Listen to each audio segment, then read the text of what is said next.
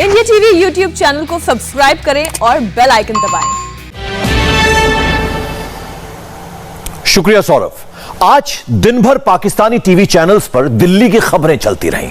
दिल्ली में जम्मू कश्मीर के नेताओं के साथ प्रधानमंत्री नरेंद्र मोदी की मीटिंग हुई और इसकी तस्वीरें देखकर पाकिस्तान में खलबली मच गई। इस्लामाबाद में इमरान खान यह देखकर हैरान और परेशान हो गए। आज की स्पेशल रिपोर्ट में देखिए कि कश्मीर की खबर देखकर पाकिस्तान के वजीर आजम और आवाम मातम में क्यों हैं। ये बता दें कि ये आज जो 14 जमाती इत्तेहाद गया, वो सारी की सारी जमातें प्रो इंडियन, प्रो दिल्ली, जिनको उर्फ आम में कठपुतली जमातें कहा जाता है, वो गई थी। कांग्रेस थी, फारूक अब्दुल्ला, महबूबा मुफ्ती और बाकी बेशुमार नाम है छोटी मोटी जमातें। जो रहनुमा है कश्मीरी, उनको मदऊ किया गया है, बुलाया गया है, लेकिन ये कहा जा रहा है कि इसके पीछे भी कुछ मकासद हैं। ये एक चाल हो सकती है, साजिश हो सकती है। अगर महबूबा मुफ्ती की बात की जाए तो तकरीबन 14 महीने इन्होंने जेल काटी है और वहां से जिस तरह के बयानात उनके सामने आए तो कुछ ऐसा महसूस हुआ कि शायद ये चीज़ों को बेहतर तरीके से समझ चुकी है। लेकिन अभी जब ये फिर से ये मुज़ाकरात हो रहे हैं या फिर ये बैठक हुई है, इसमें उनकी जमात भी शामिल है।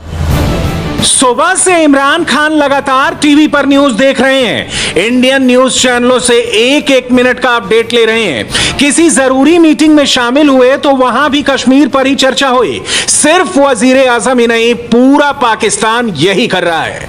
पाकिस्तान के गली मोहल्ले से लेकर हर जगह कश्मीर की ही बातें हो रही हैं।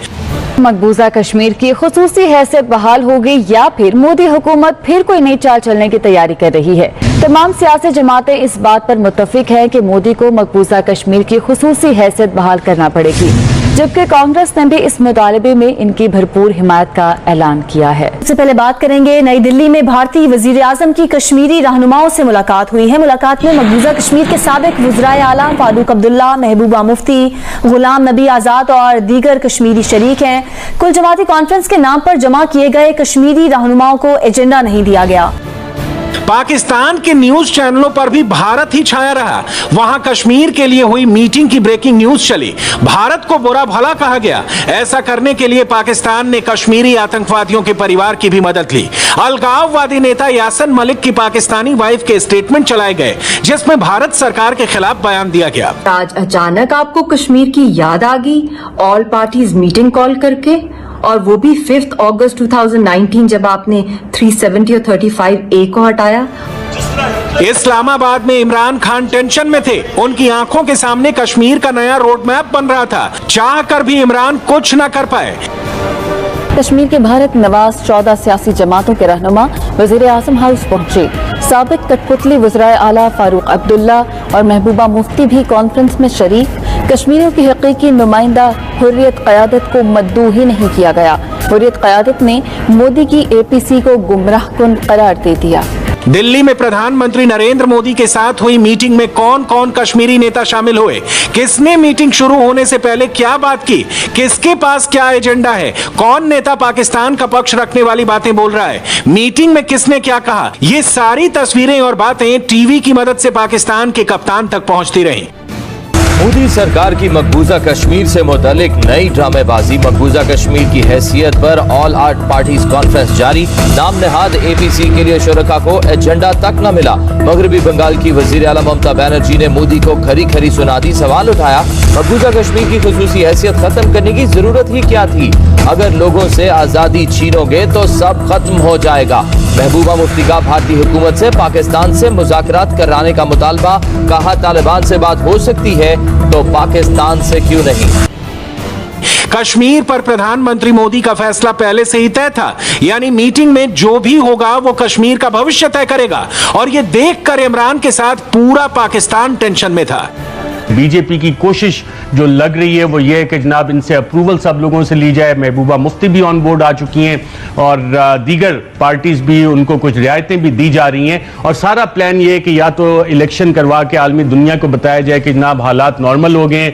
कोशिश बीजेपी की है कि हिंदू चीफ मिनिस्टर वहां पे बिठा दिया जाए, और अगर वो पॉसिबल नहीं हो सकता तो अल्ताफ बुखारी जो कश्मीरी अपनी पार्टी के सरबराह, उनको चीफ मिनिस्टर बनाया जाए। ये तमाम कोशिशें वहां पे हो रही हैं। दिल्ली की तस्वीर देखकर पाकिस्तान के हालात ऐसे थे मानो काटो तो खून भी ना निकले। लीडरशिप ने सोच लिया कि पाकिस्तान की तारीख में इससे बुरा समय कभी नहीं आया। जब भारत में मीटिंग शुरू भी नहीं हुई थी, उससे पहले ही पाकिस्तान ने मातम मनाने की पूरी तैयारी कर ली।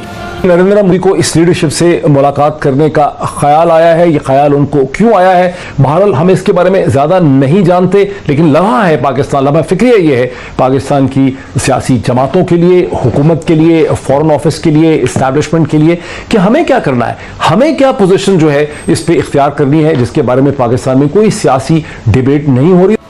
पाकिस्तान के टेंशन की वजह समझिए, कुछ साल पहले तक पाकिस्तान के इशारे पर कश्मीर में आतंकवादी हमले और पत्थरबाजी होती थी, लेकिन साल 2014 के बाद से हालात लगातार पाकिस्तान के खिलाफ हो रहे हैं।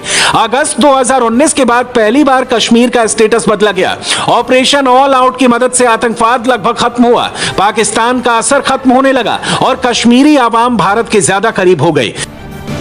पाकिस्तान की सरकार, पाकिस्तानी सेना और पाकिस्तानी खुफिया एजेंसी की सभी साजिशें फेल हो गईं और यह देखकर नियाजी सरकार कंफ्यूज हो गई। उसे समझ में नहीं आया कि इस सिचुएशन को डिकोड कैसे किया जाए। महबूबा मुफ्ती ने एक टीवी इंटरव्यू में कहा है कि चंद हफ्ते पहले इंडिया पाकिस्तान के दरमियान अचानक जंगबंदी हुई और मुत्तहिदा अरब अमारात ने भी कहा कि वो दोनों ममालिक के दरमियान बातचीत में मदद कर रहा है। अब इंडिया और पाकिस्तान के कौमी सलामती के मुशीर भी ताजिकिस्तान में शंघाई को ऑपरेशन ऑर्गेनाइजेशन की मीटिंग में एक साथ होंगे। अब ऐसा लगता है कि कश्मीर के बारे में जो पसे पर्दा कुछ हो रहा है, अब महबूबा कह रही हैं तो कुछ ना कुछ जरूर होगा।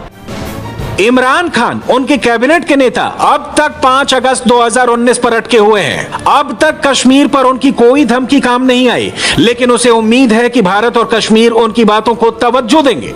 हालांकि 2021 का कश्मीर इतिहास के बदले अपना भविष्य देख रहा है और उसमें पाकिस्तान के लिए कोई जगह नहीं है। मैं आपसे जानना चाहूंगा कि पाकिस्तान अभी भी कायम है कि जनाब अगस्त 5 का जो इकदाम किया था, आर्टिकल 370 की रेवोकेशन की थी इंडिया ने, उस पोजीशन पे वापस जाया जाए, या कि फिर इंडिया अगर स्टेटहुड जैसे कि आर्टिकल 371 में ए से लेके जे तक है, 371 के डाल के स्टेटहुड भी दे दे, तो क्या ये चीजें पाकिस्तान को काबिल कबूल होंगी, कश्मीरियों को काबिल कबूल होंगी? सबसे अहम बात तो यह है कि क्या ये कश्मीरियों को काबिल कबूल होगी। पाकिस्तान जाहिर है इसके अंदर एक स्टेक होल्डर है और पाकिस्तान का नुक्ते नजर भी एक वजन रखता है, लेकिन सबसे मेरे ख्याल में जो अहम चीज है, क्या कश्मीरियों को ये एक्सेप्टेबल होगा कि नहीं होगा। कश्मीर पर दिल्ली में मीटिंग 24 जून को हुई और पाकिस्तान ने अपने अगले स्टेप की तैयारी 23 जून को ही शुरू कर दी थी। इस दिन इमरान खान ने पाकिस्तान की खुफिया एजेंसी ISI का दौरा किया। पिछले कुछ समय में पाकिस्तान ने कश्मीर को लेकर UN को भी कई चिट्ठियां लिखी, लेकिन कोई सुनवाई नहीं हुई। कश्मीर को लेकर इमरान की रणनीति पर पाकिस्तान में भी सवाल उठ रहे हैं। मुल्क के चीफ एग्जीक्यूटिव होने की अदाकारी फरमा रहे हैं, तो इस रोल में और बहुत सारे काम करने पड़ते हैं। ये तो सिर्फ एक दौरा था। बाकायदा DG ISI general, lieutenant general rather Faiz Hamid साहब के साथ वो पहुंचे हैं, बाकायदा ISI हेडक्वार्टर्स में जाकर के उन्होंने ब्रीफिंग लेने की तकल्लुफ फरमाया। खबरों के मुताबिक कौमी इंटेलिजेंस राब्ता कमेटी का बाकायदा आगाज हो गया है। ये इदारा जो नया बनाया गया, कुछ अरसा पहले से इसकी तैयारी जारी थी, इसकी अप्रूवल्स बाकायदा दी जा चुकी थी। कल वज़ीर-ए-आज़म पाकिस्तान इमरान खान ISI हेडक्वार्टर का उन्होंने दौरा किया और वहाँ पर इसका पहला बाकायदा इजलास हुआ। इस इजलास की तस्वीर में से आप देख सकते हैं कि यहाँ पर कौन कौन नुमाइंदगान मौजूद हैं। एक महीने के भीतर इमरान खान का दूसरी बार ISI के दफ्तर पहुंचना आम बात नहीं है। इस बार इमरान खान के साथ जनरल कमर जावेद बाजवा मौजूद नहीं थे, क्योंकि वो फॉरेन टूर पर गए हैं। अब ये दौरा इतना अहम क्यों था, पहले इसे समझिए। और आज की जो मीटिंग थी उसकी खास बात यह है कि नेशनल इंटेलिजेंस कोऑर्डिनेशन कमेटी, जिसका क्याम जनवरी 2021 यानी इसी साल जनवरी में हुकूमत पाकिस्तान ने किया था, उसकी ये मीटिंग हुई थी। इस हवाले से ये इंतहाई अहम मीटिंग थी कि तमाम इंटेलिजेंस एजेंसीज अब एक फोरम पे बैठ के अपनी इंटेलिजेंस शेयर करेंगी। पाकिस्तान में एक ऐसी इंटेलिजेंस कमेटी बनाई गई जो अपनी इंटेलिजेंस शेयर करेगी। इमरान खान इसकी पहली मीटिंग में शामिल हुए और पहली मीटिंग का टारगेट कश्मीर की तरफ था। बलूचिस्तान का पूरा सूबा और उसके अंदर जो कुछ कार्रवाइयाँ होती हैं वो भी इस कमेटी के दायराकार में है। केपी बिलखसूस अफगानिस्तान के हालात के पेश नज़र अब दोबारा से उभर के सामने आ रहा है, वो भी इसके दायराकार में मौजूद है। कश्मीर है, हिंदुस्तान की पॉलिसी। एक इंतहाई अहम मामला जो आज की नेशनल इंटेलिजेंस कोऑर्डिनेशन कमेटी की मुलाकात में सामने आया, जिस पे बातचीत हुई, वो भारत के हवाले से और भारत की कश्मीर पॉलिसीज के हवाले से यहां पे बातचीत हुई। इमरान का आईएसआई के हेडक्वार्टर में बैठकर कश्मीर और हिंदुस्तान पर चर्चा करना बहुत बड़ी खबर है। साल 1947 में इंडिया के साथ जंग के बाद पाकिस्तान ने आईएसआई को बनाया था और 80 के दशक में कश्मीर में आतंकवाद फैलाने का जिम्मा आईएसआई को ही दिया गया।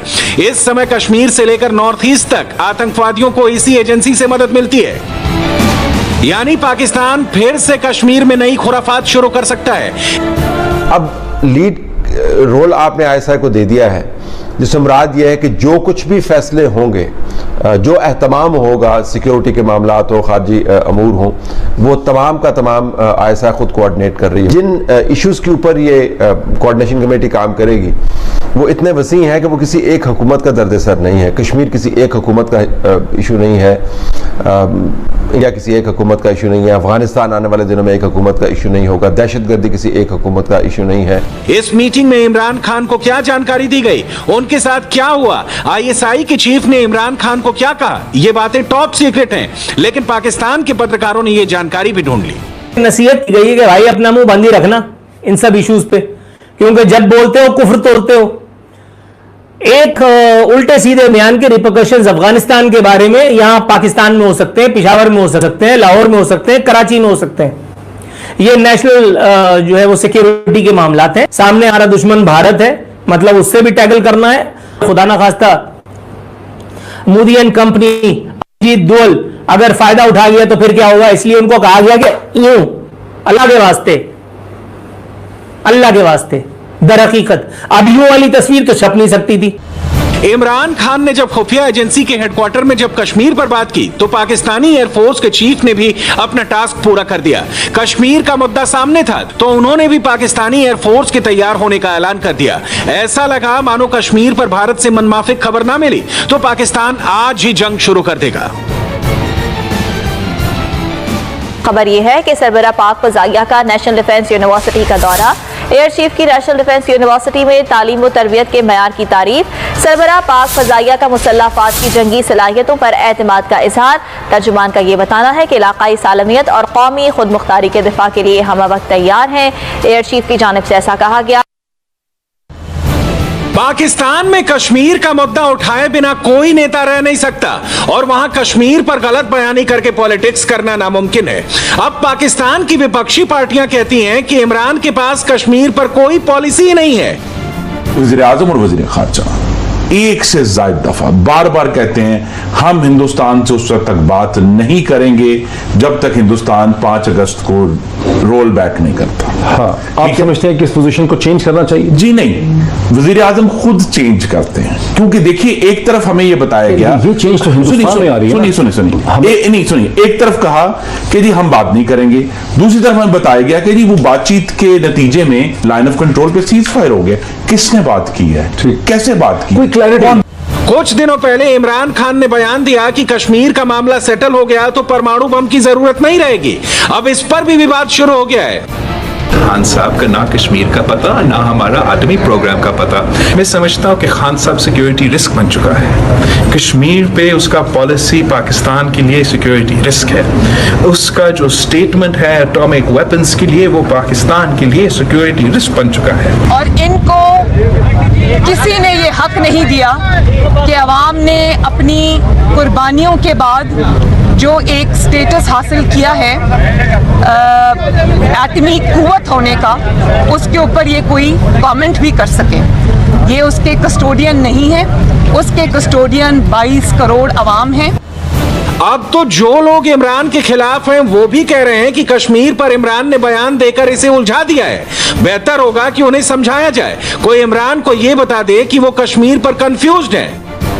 Gets more and more complicated each time. जब वज़ीर आज़म ने एक और इंटरव्यू दिया जो रॉयटर्स को दिया 3 हफ्ते पहले, और उसमें फरमाया कि हिंदुस्तान अगर रोड मैप भी दे दे तो हम बात करने के लिए तैयार हैं। मुझे खतरा ये महसूस होता है कि प्राइम मिनिस्टर जिस लेवल पे हैं हिस्ट्री के, मतलब prime minister of 22 million, 2.5 crore सवा यानी 22 करोड़ लोगों के वज़ीर आज़म की हैसियत से, वो रेस्ट्रेन नहीं करते अपने आप को बोलते, सो वो कंफ्यूजन पैदा करते थे। ये मतलब उनको कोई समझाए, कोई आपकी पार्टी में कोई ऐसा तरीका होना चाहिए कि क्या कहना है क्या नहीं कहना। अब जम्मू कश्मीर में चुनाव होंगे, एक नई शुरुआत होगी। दिल्ली और कश्मीर के बीच दिल की दूरी भी कम होगी, लेकिन इसमें पाकिस्तान का कोई रोल नहीं होगा। इमरान अपने विदेश मंत्री के साथ मिलकर वही काम करेंगे जो उन्होंने पिछले 3 साल में किया, यानी वो एक तरफा बयान देते रहेंगे और कश्मीर लगातार भारत का साथ देता रहेगा। नमस्ते, मैं हूं मीनाक्षी जोशी। वीडियो और खबरों से अपडेट रहने के लिए India TV YouTube channel subscribe करें, बेल आइकन दबाना ना भूलें। जुड़े रहें इंडिया टीवी के साथ।